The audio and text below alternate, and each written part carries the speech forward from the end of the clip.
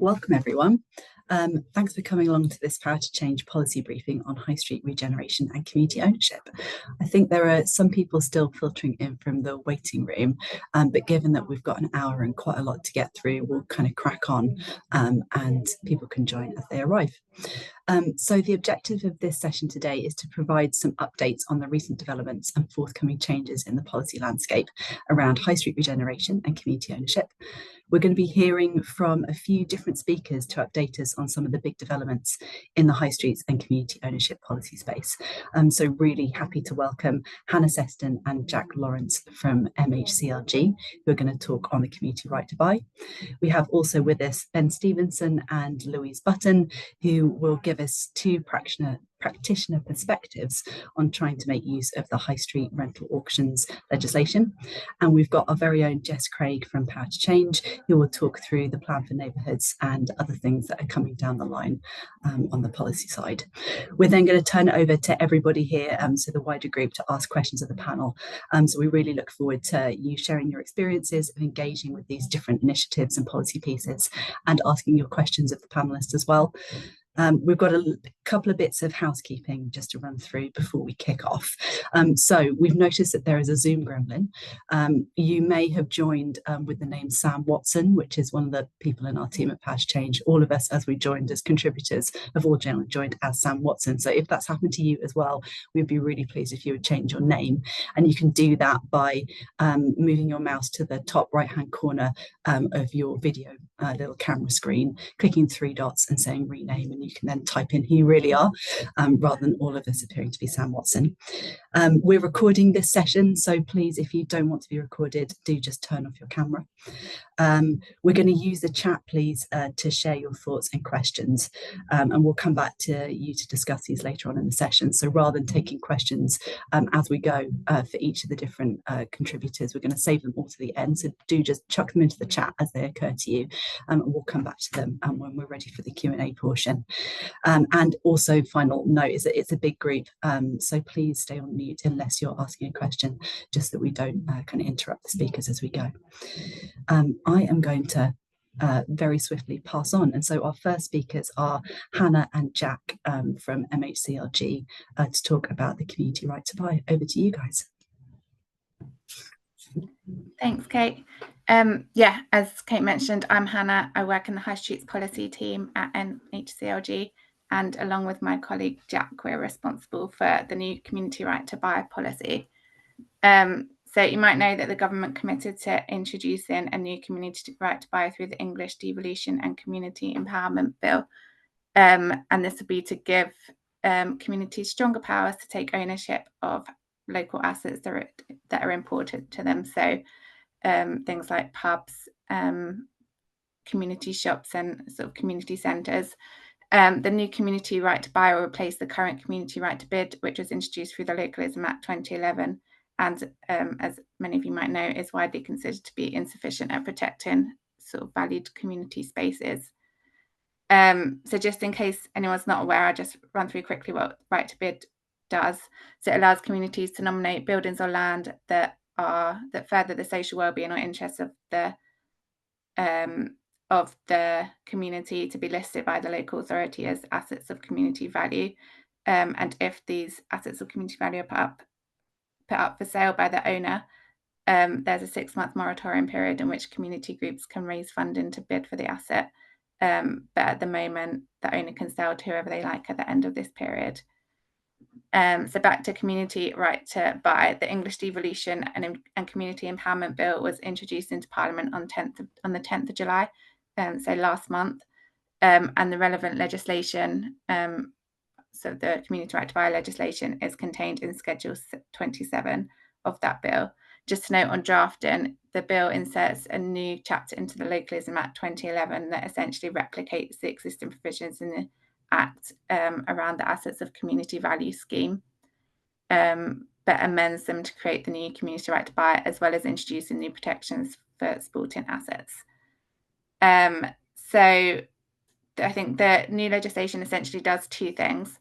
So firstly, it creates a strengthened assets of community value scheme that includes an expanded definition of an asset of community value to cover assets that further that further the economic well-being of the local community, as well as the social well-being, which is currently in place, and also to cover assets that have furthered the community's well-being at any point in the past, not just the recent past or the last 5 years as currently.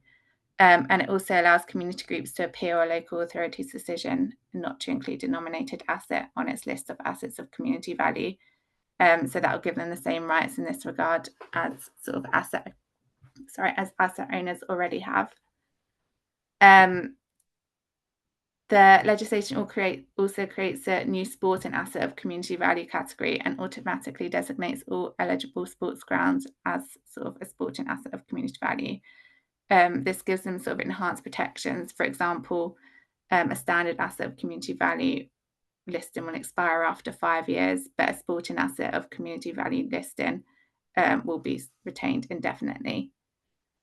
The legislation then introduces the new community right to buy. So this will give community groups the right of first refusal on purchasing an asset of community value when it is put up for sale by its owner. In such circumstances, the preferred community buyer will be the nominating group, unless this group no longer exists or doesn't want to take up the offer, take up their right to buy. In which case, an alternative community buyer can put themselves forward, and the local authority will be sort of responsible for selecting who that buyer is if there are multiple alternative groups. Once the preferred community buyer is identified, then there'll be a period of 8 weeks for the asset owner and community buyer to negotiate a price for the asset.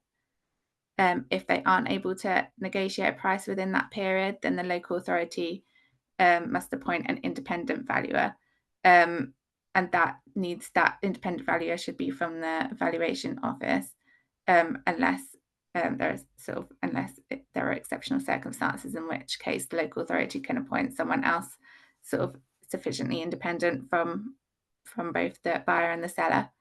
The independent valuer will then have 8 weeks to determine the price of the asset based on market value, and that's the price that the community will then have to meet to purchase the asset. So the community right to buy gives the community a 12-month period to raise the required funding to buy the asset, and at the 6-month mark of that point, there's an opportunity for asset owners to request the local authority reviews their progress. So we're still working out exactly what evidence the community group needs to provide at that 6-month progress review. But we sort of expect it to include things like having a suitable legal structure in place, having a business plan, and evidence of where the funding might come from. And then finally, the new legislation also gives the Secretary of State the power to issue statutory guidance in relation to the new assets of community value scheme and new community right to buy. So that's sort of an overview of the policy that's sort of contained in the English Devolution Bill. We'd really sort of welcome views on the policy, particularly on the evidence that's required at the progress review and what needs to be sort of covered in guidance. In terms of timing, the bill is due to have its second reading in the Commons on the 2nd of September, and then committee stage in the Commons will follow soon after that. It will then sort of make its way through the Commons and through the Lords. Obviously can't preempt sort of parliamentary process, but expect royal assent to come sort of springtime next year, and then implementation of the sort of measure to follow a couple of months after that.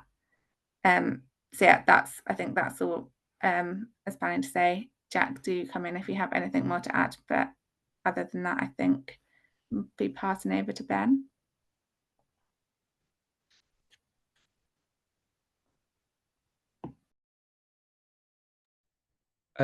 Okay, thank you so much. I'm just going to share my screen so I can show you a couple of slides.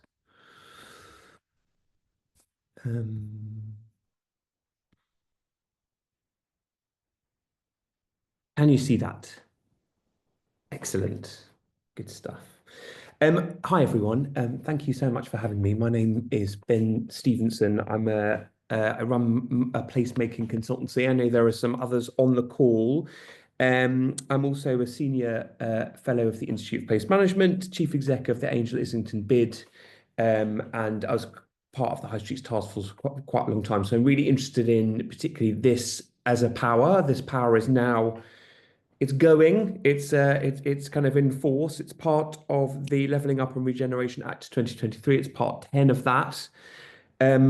Additional guidance has been published on the MHCLG website. If you haven't seen that, absolutely look that up. And then some extra information in the local authorities, rental auctions, England and town and country planning, general permitted development amendment regulations 24. So I'm sure that you've all memorized that.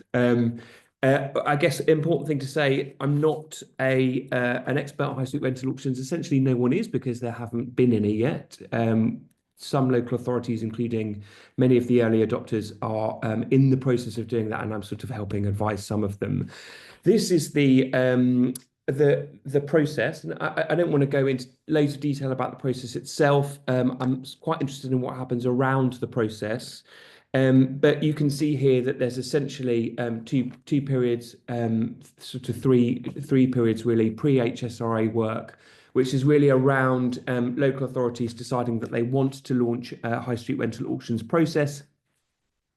The guidance says that you should put together a list. You have to, in the legislation, you have to designate the area in which you want to run the high street rental auctions. And then the list is really about understanding what vacant properties in that area meet the two tests, the vacancy test and the local benefit condition.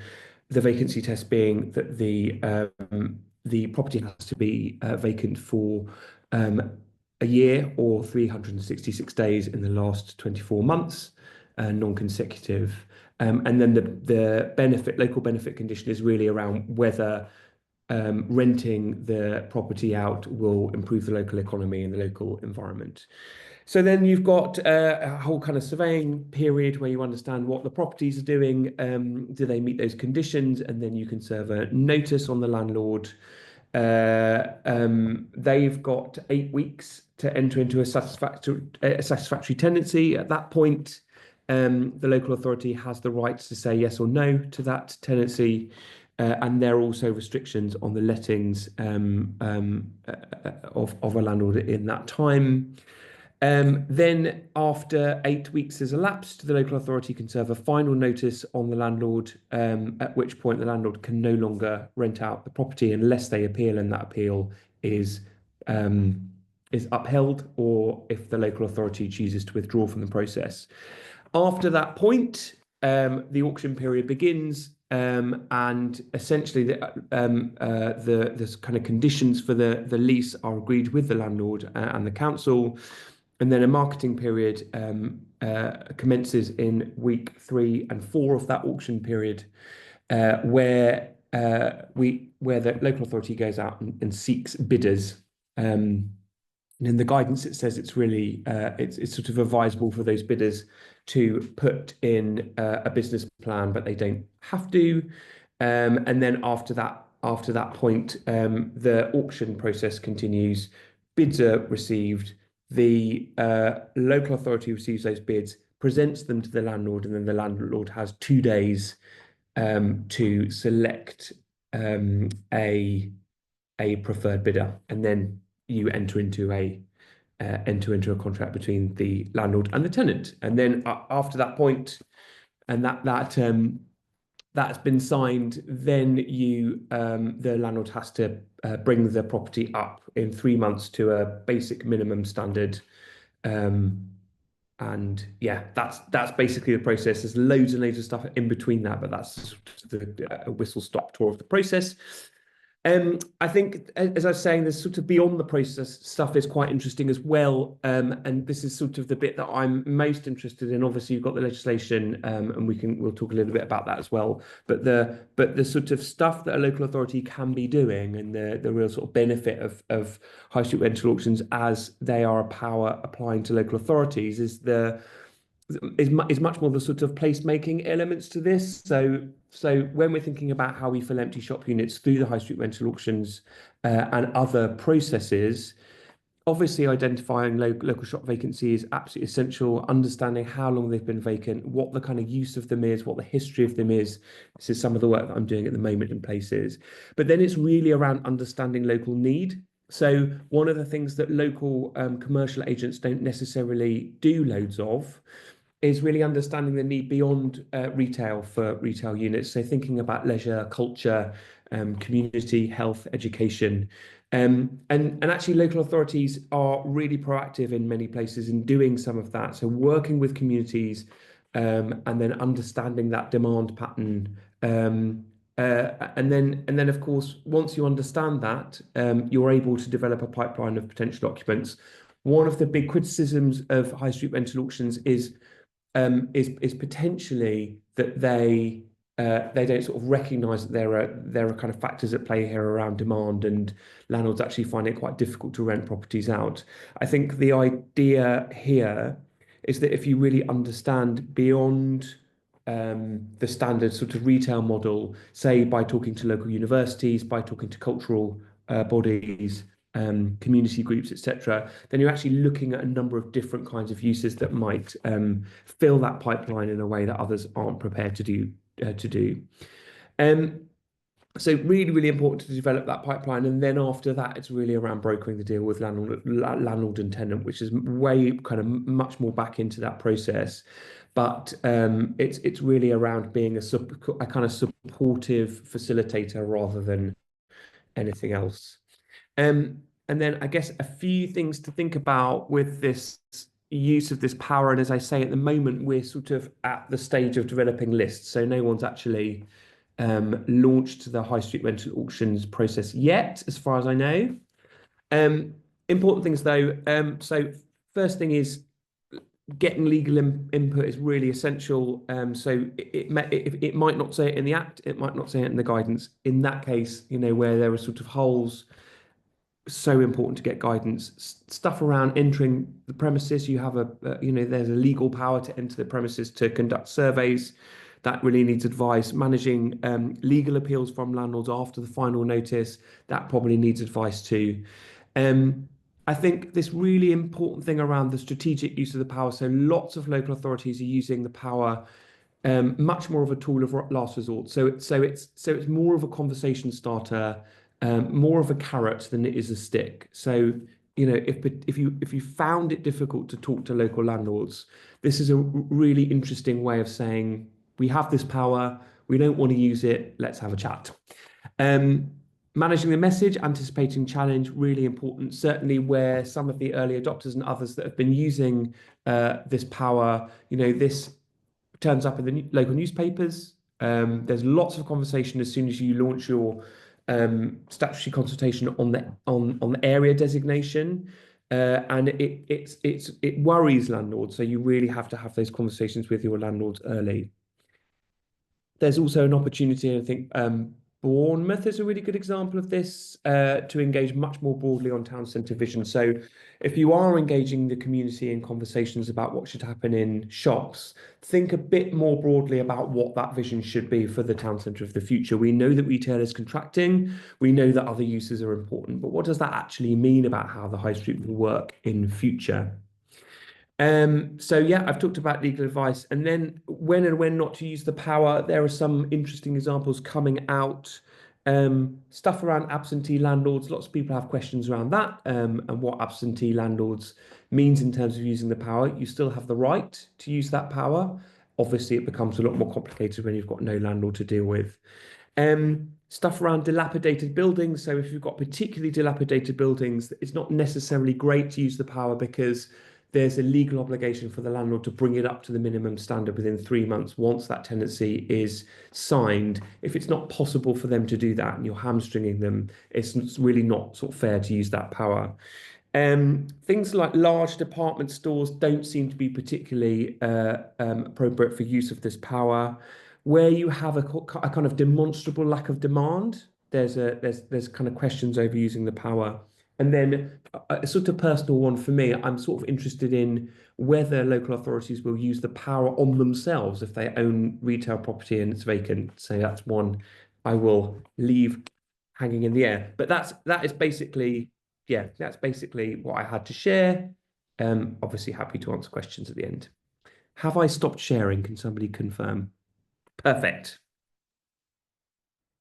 Thanks, Ben. Yeah, so I'll jump in here. I'm Louise from Make CIC, so we're based in Liverpool City region, and we really wanted to figure out if we can answer the question of how can a community organisation be involved with high street rental auctions to help regenerate the high street, and if there was a space for that. So we're really still at the early stages, as Ben said. No, as far as we know, no one's actually triggered the process.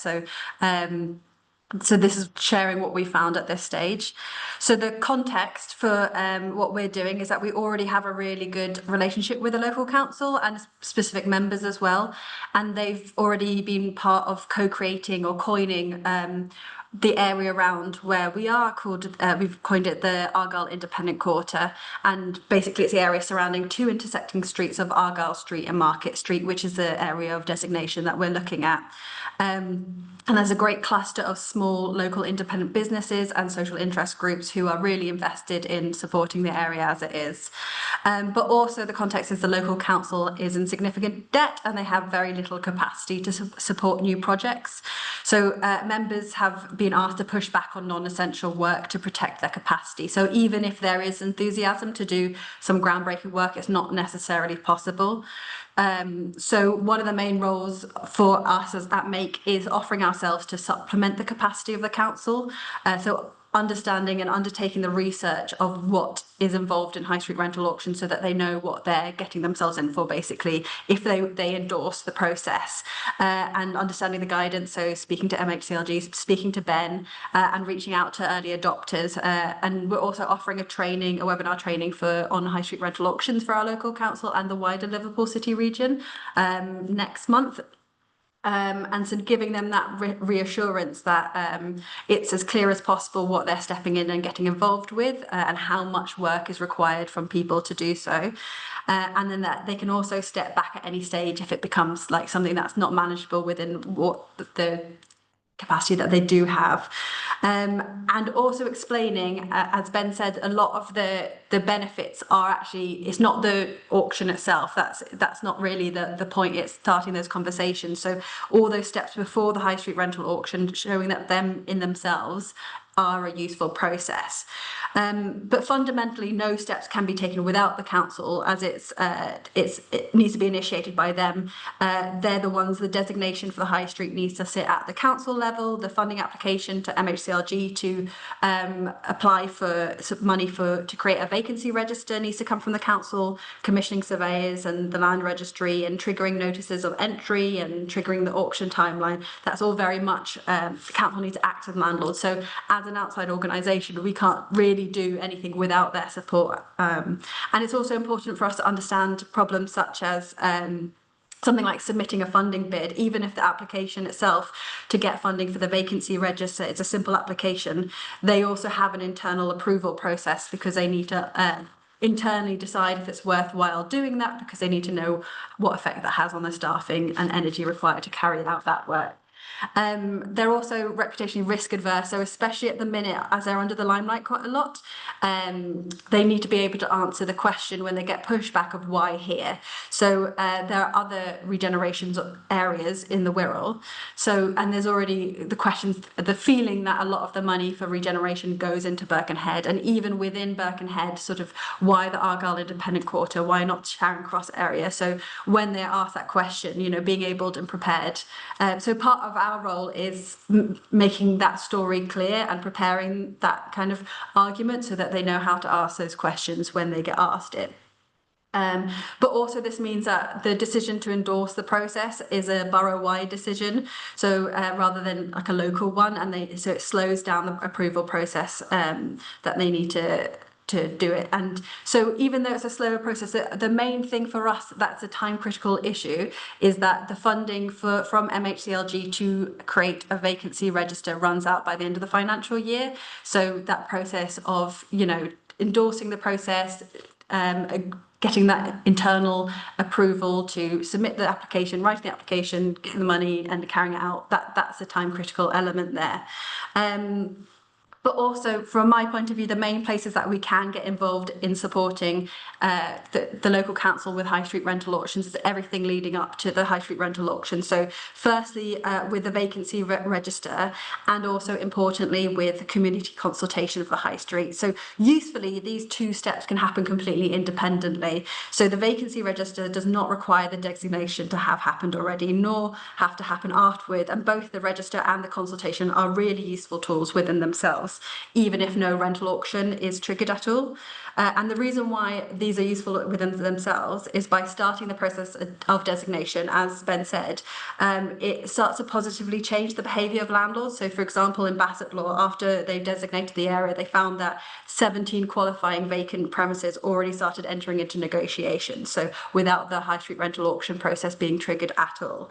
We're also a trailblazer neighbourhood, so we're getting money from the local government, and there are other heritage bids that we've got going on. So having a vacancy register already tells a story and is useful for other projects outside of high street rental auctions. So it's a useful step for us to take with the council on other projects that are happening.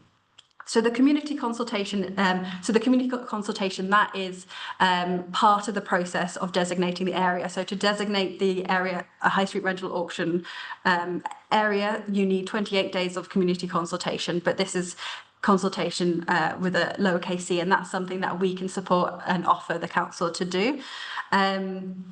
And it's an opportunity not just to ask the fundamental question of, does a community support this designation of the area, but also create more of a wider story of what are we missing on the high street, as Ben said, what do we want it to look like, and what do we want to protect in the area, what businesses are ready to step into these vacant properties, and creating a registry of interested users, because as Ben mentioned, there might not be those businesses ready to step in, or those alternative use for the high street. And it's an opportunity to bring the community along on the journey of the high street development, so both as high street users and businesses that are already there. So after these two things have happened, that's a great moment for the council to pause and take stock and decide, and use the information they've gleaned. Is this something that we want to move further with, or are we happy to stop there and have this information? So that's a good, pause point for the council to decide, okay, if we do these, it doesn't mean that we have to go through the whole process. And as Ben said, it's a last resort, the high street rental auction process. It's also important for us to flag to the council that that high street rental auctions in our area, Argyle Independent Quarter, is a trial area. It's a feasibility study, and if we can evidence that the high street rental auctions are manageable to carry out, or even just those pre-auction steps, they're good enough in and of themselves, then we at Make CIC can support the council across Liverpool City region to deliver it in other areas and have positive impacts there. So we're creating a formula that works. But that's very much the stage that we're at there. We haven't moved further than that along, but it's been an interesting research.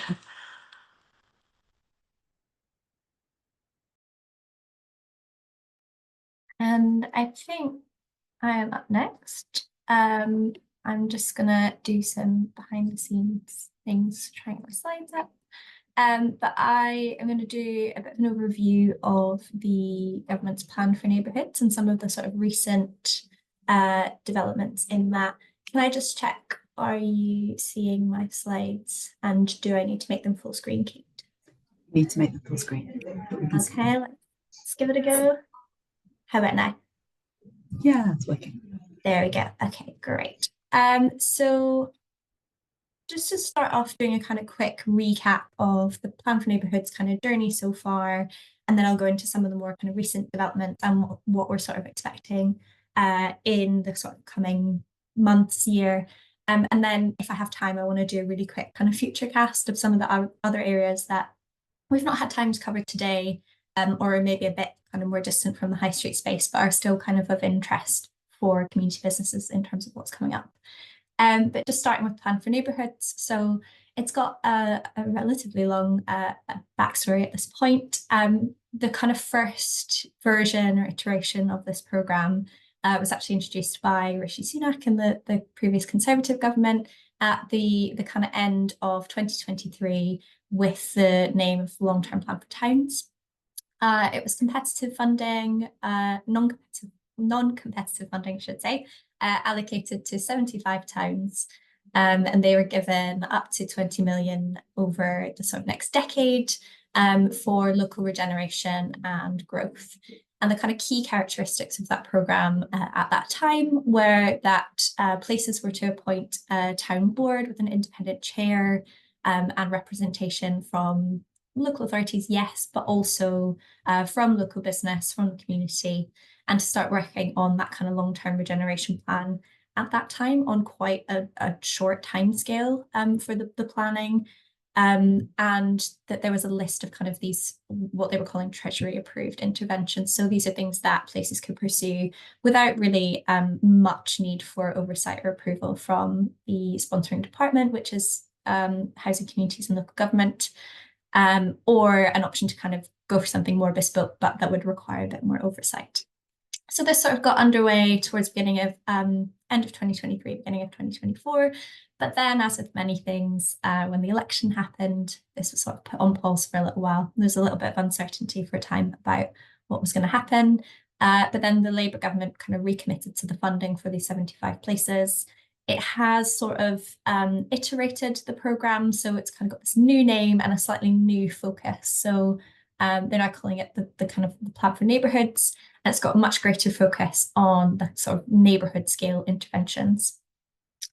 Secretary of State Angela Rayner has spoken about wanting to draw kind of learning and inspiration from previous neighbourhood scale regeneration initiatives. So things like the big local single regeneration budget and particularly the New Deal for communities. Obviously kind of harking back to the last Labour government. So the lessons that the government's tried to draw from that are around focusing on empowering communities and local partnerships between local government, business, communities, and that like long-term, so kind of decades-long approach and an outcomes-based approach as well, trying to produce outcomes across a kind of range of different areas. It's still, the funding's kind of still for the same areas. They've not changed those areas. They've just kind of reduced the geographic scope to sort of the neighbourhood level. And the funding's very much focused on lessening the gap between the most disadvantaged neighbourhoods and those that are more prosperous. So I think this kind of focus on non-competitive funding and allocating into places of greatest need is something we probably expect to see more of, and something that this government's kind of been rhetorically quite strong on in trying to draw a bit of a distinction between its approach and the sort of the levelling up approach of the last government, which had quite a lot of different and competitive funding pots. So the other kind of tweak, I guess, is the town boards have become neighbourhood boards. So they're typically composed of local residents, businesses, community and faith leaders, and still have that kind of local authority participation too. And in terms of kind of timescales, they're working at the moment on these regeneration plans to be submitted to MHCLG for approval.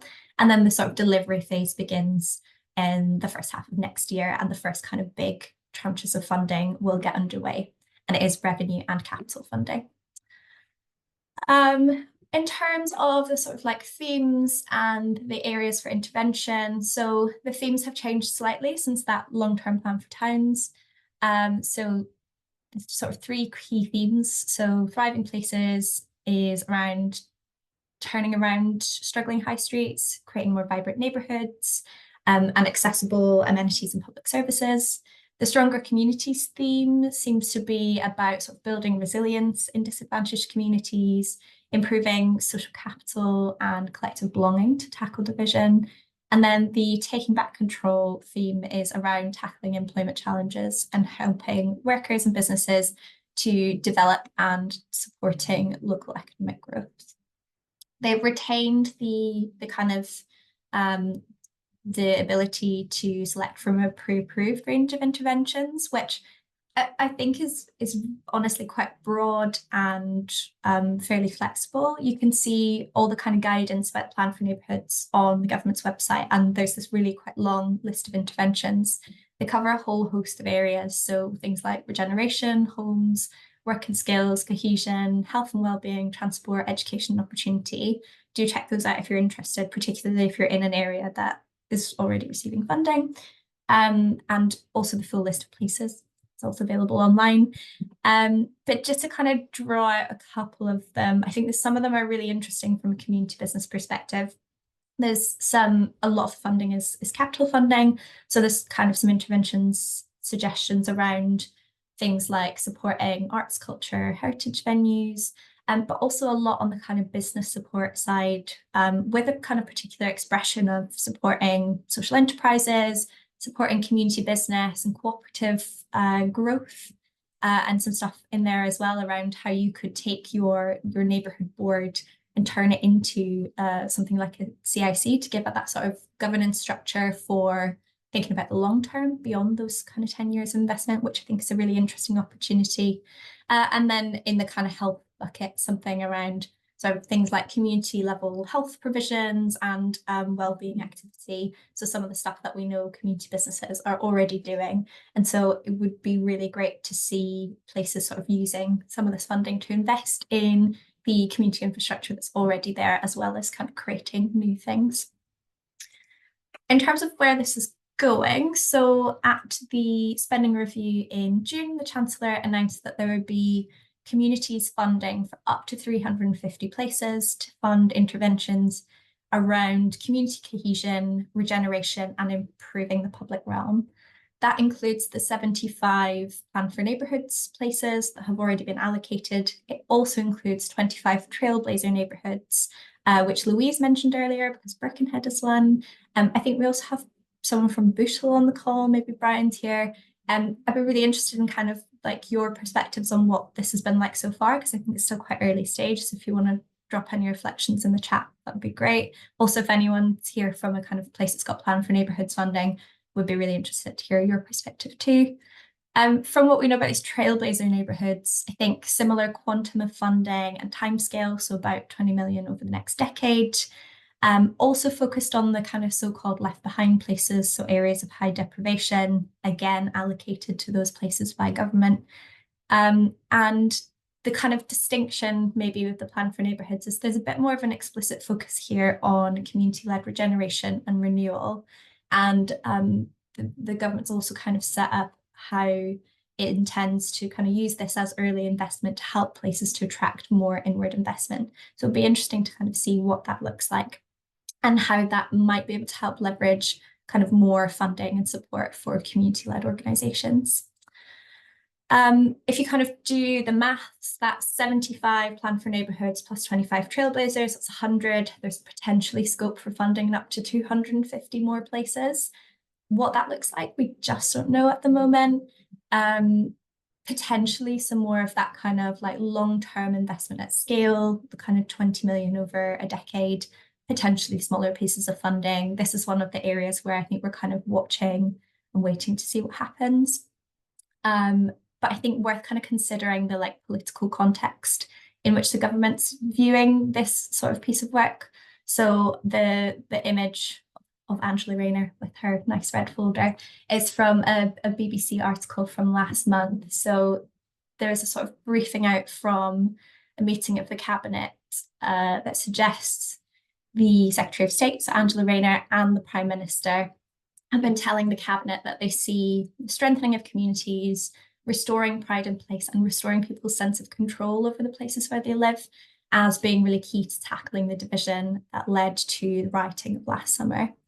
So I think it's kind of clear that, and actually as part of that kind of cabinet briefing, Angela Rayner explicitly mentions the Plan for Neighbourhoods as a kind of cornerstone of the government's policy on these kind of issues. So clearly seeing this as quite pivotal for its kind of community empowerment, community cohesion kind of policy area, but obviously I think kind of clear that it's not a whole solution in itself, because it's only targeting at the moment a sort of select number of areas. But I think if we're kind of thinking about what we might expect to see going forward, we'll probably see more of that association between kind of community-led place development, economic development, and social cohesion over time. I have not left myself much time, but I'm going to do a really, really quick kind of look ahead at some of the stuff that we might see coming up in the next year. So obviously, Hannah has spoken about the implementation of the community right to buy. It has to pass through Parliament, and we'll probably expect to see that implemented at some point next year. So some work communities could be doing now and kind of preparing for that, around looking at designating assets of community value and thinking about sort of plans for assets if they do come to market. Something I wanted to flag is the Community Wealth Fund. So if you cast your mind back a few years, the Community Wealth Funds was sort of designated as the fourth cause for the government's dormant assets money back in sort of 2023, and there was a consultation on how government was planning to use that money. We have been waiting quite a long time for the response, obviously, because of the election and change of government. I think we're now fairly close to getting government's view on how that money is going to be spent. But I guess from what we know so far, it is quite likely to be that sort of long-term investment in areas of high deprivation, and particularly with a focus on kind of places with low social infrastructure, low social capital, and building those up. What's kind of happened in the interim is that the National Lottery Community Fund has come on as the organisation that's going to administer the funds for government in the way that kind of Access administers the social investment dormant assets portion. But Lottery is also going to kind of match the funding. So the initial allocation from dormant assets was about 87.5 million. So we expect that's probably going to be roughly doubled by Lottery's contribution.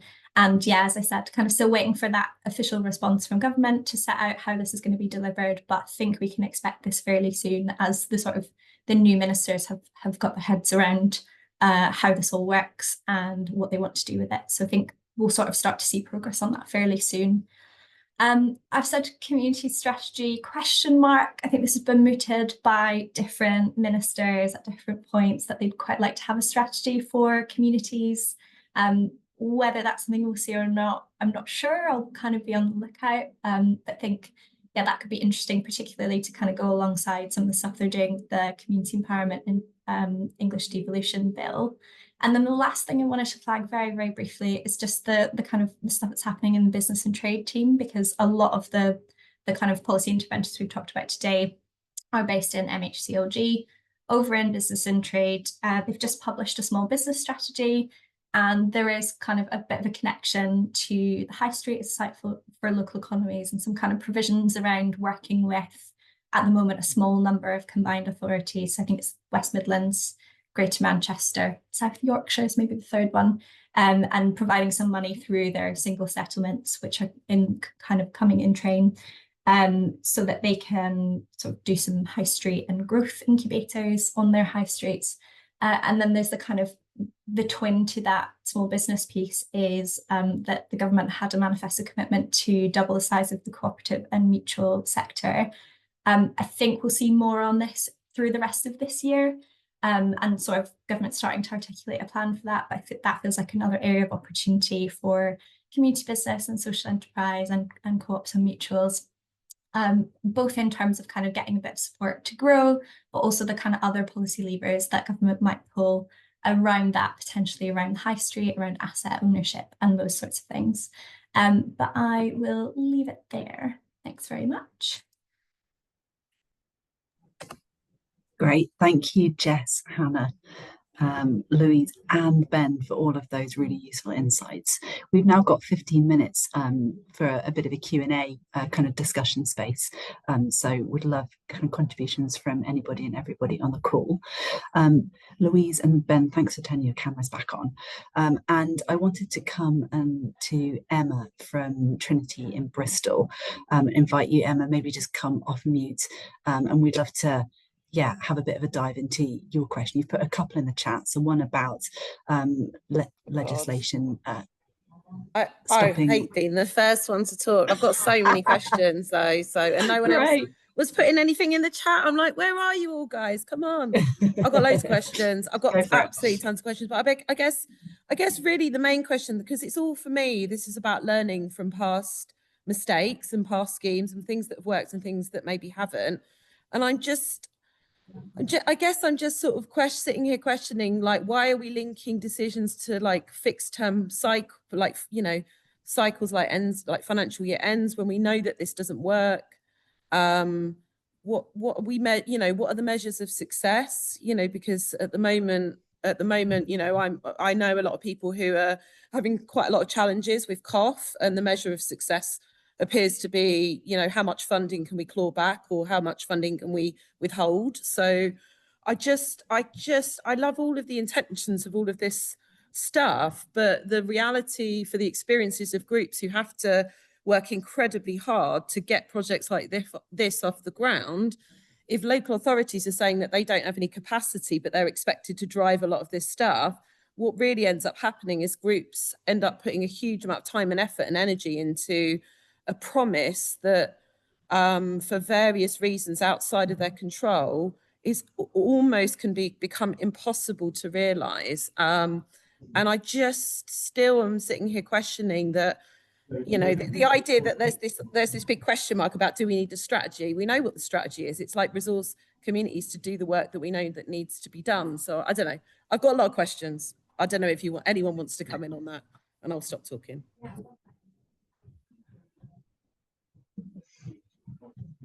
Hannah, Jack, have you got anything that you'd like to kind of respond or kind of answer in that?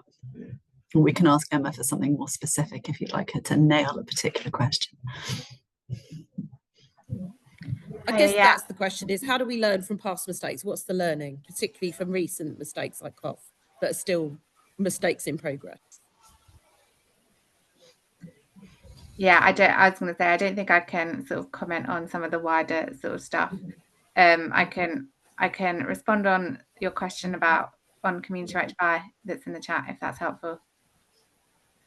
So yeah, on that one, I think, so essentially it is creating a community right to buy rather than a community right to bid as currently. So there shouldn't be any opportunity for the community, well, there won't be any opportunity for the community to be outbid.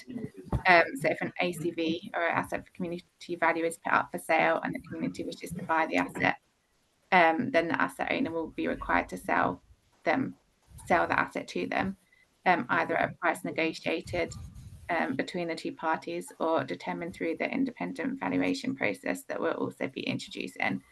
So as long as the community can raise the funding to meet the price, that sort of agreed price within the 12 months, then the owner must sell the asset to them, and yeah, can't be outbid. I'm going to stop talking. Thanks, Hannah. That's a really useful clarifying point, to know that kind of outbid situation will hopefully be in the past. We've had a couple of kind of comments and questions in the chat about this kind of question of council capacity and the ability to actually dedicate kind of time and resource to this. Louise, who was one of our speakers at Make, we're part of the process at Power to Change of Make working on this. They're part of a project that we've launched called Community-Led High Street Innovators, which is learning alongside 5 community businesses across England who are working on innovative ways of doing community-led action to regenerate high streets. And so they have a bit of extra capacity and kind of extra wind under their sails in terms of kind of a bit of funding to help them kind of take on this work at the moment. But yes, we know from other innovators, we've got Catherine Chisel-Jones, who's at Artspace Lifespace in Bristol, who's also one of our innovators. I've had conversations with her already about this kind of question of council capacity. Catherine, do you want to come in and kind of add any kind of observations, or if you've got a kind of a question that forms from those as well? Can you hear me okay? Yeah, right, we can. Wonderful.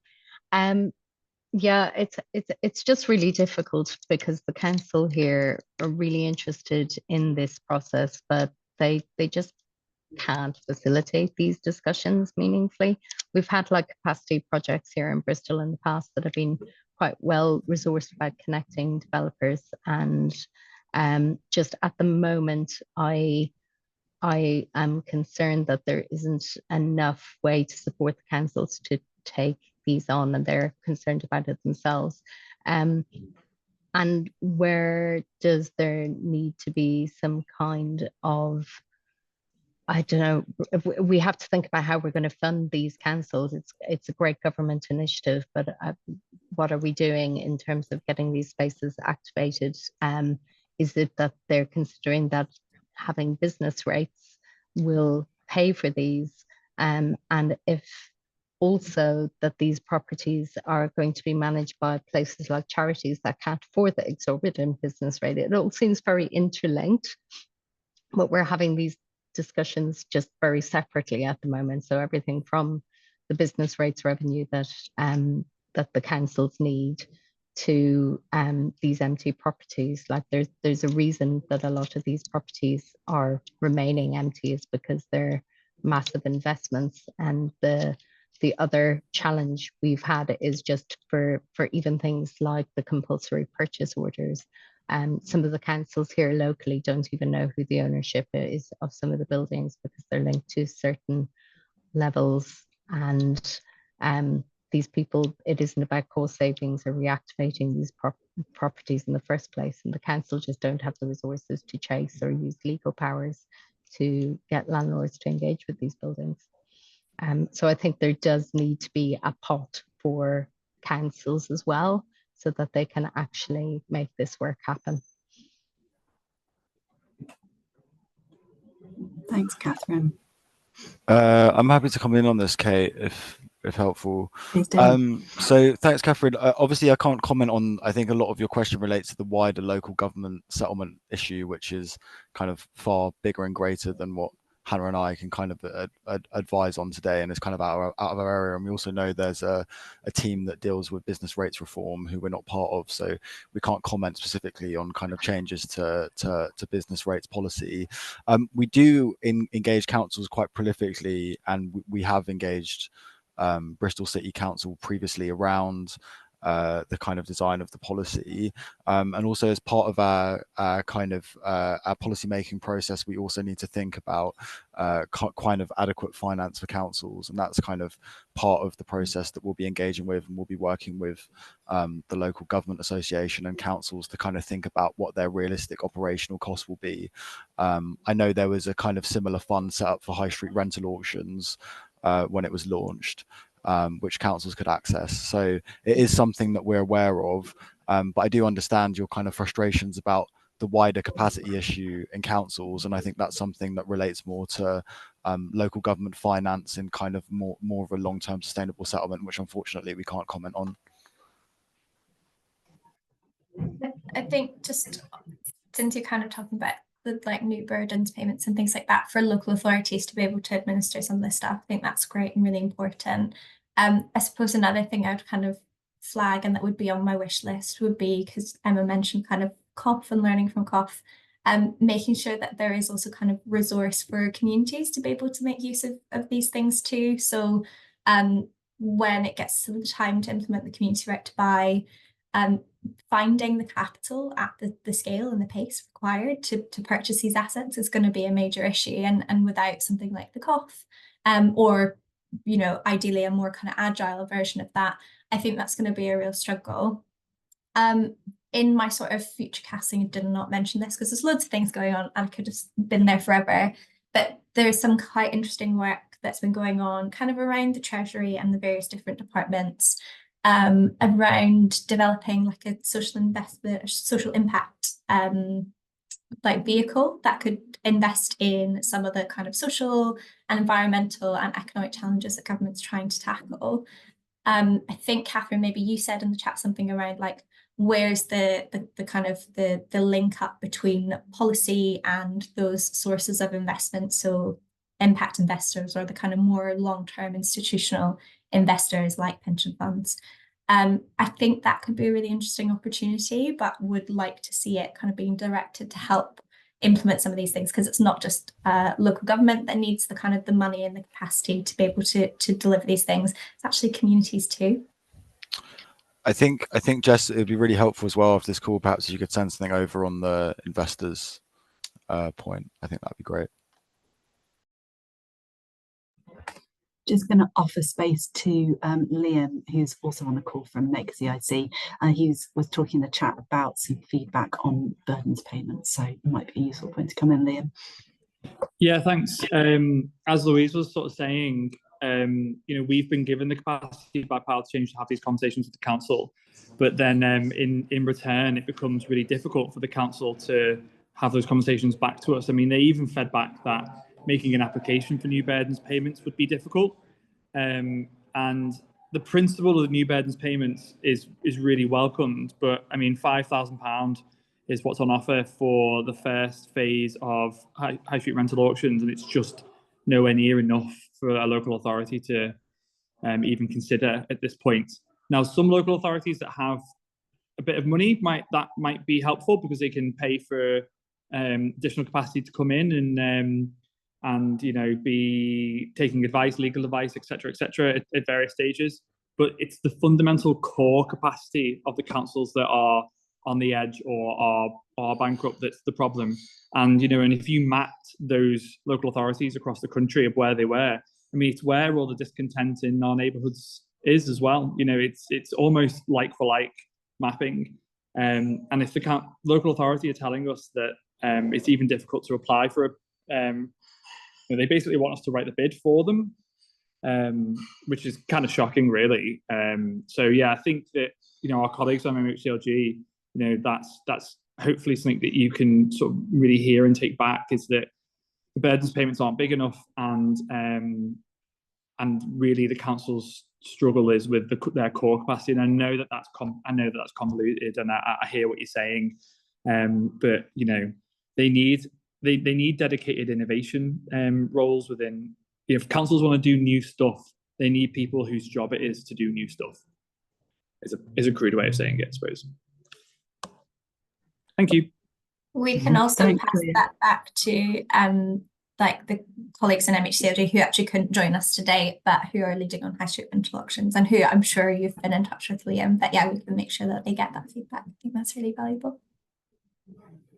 Great. Thanks, Liam. Thanks, everybody, for your really insightful kind of questions and kind of insights on what you're finding kind of on the ground as well. We have just got 2 minutes remaining, so I'm going to wrap us up and say thank you so much for joining us this afternoon. This is the first time that we've done a policy briefing at Power to Change, so we'd love to know if it's helpful, what kind of things you'd like us to do briefings on, what level of information you'd be interested in hearing about, who you'd like to hear about, so please let us know. And also just a quick prompt for you to go and have a look at our community-led High Street Innovator project as well, of which there's some information on our website. So yeah, we are working with 5 community businesses working innovatively on the High Street at the moment. We'll be doing an interim report on that this autumn, continue to learn with them through to kind of Q1, Q2 next year. So be able to bring through some more insight and policy recommendations from that project as well. Jess, is there anything else that you would like to say before I send everyone for their lunch break? Just very briefly, that we'll try and get the recording edited and across to you as soon as we can. Also, if you've got any kind of further questions, things you want me to pass on to various people, or feedback for us on how this is run, please send them my way. I will pop my email address in the chat. But yeah, thanks very much for coming, and thanks for chairing, Kate. Thanks all. I'll leave the call open for a minute just so we get Jess's email into the chat. But yeah, thanks for coming. Thanks, everyone.